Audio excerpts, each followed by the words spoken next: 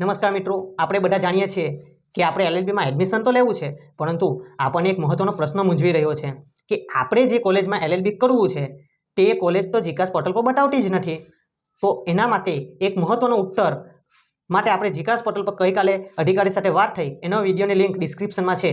તે જ વિડીયોની વાત આગળ કરીએ તો આપણે જે કોલેજમાં એલએલબી કરવું છે અને આપણી પસંદગીની કોલેજ ક્યારે દેખાશે, તો એનો જવાબ સ્પષ્ટ છે કે આવતીકાલે ગુજરાત હાઈકોર્ટમાં જે બીસીઆઈ અને કોલેજીસ વચ્ચેનો કેસ થયો હતો તેની હિયરિંગ થવાની છે. એટલે આવતીકાલે સાંજ સુધીમાં આપણને કન્ફર્મ થઈ જશે કે આપણે જે કોલેજમાં એલએલબી કરવું છે એને પરમિશન મળશે કે નહીં અને આપણે ત્યાં એલએલબી કરી શકીશું કે નહીં. તો એના માટે આપણે આવતીકાલ સાંજ સુધીની રાહ જોવી પડશે અને જે ચુકાદો આવશે એ તમને આ ચેનલ પર જરૂરથી જણાવીશ. માટે આ ચેનલને લાઇક કરો, શેર કરો અને સબસ્ક્રાઈબ કરી દેજો, જેથી સૌથી પહેલાં તમને માહિતી મળતી રહે.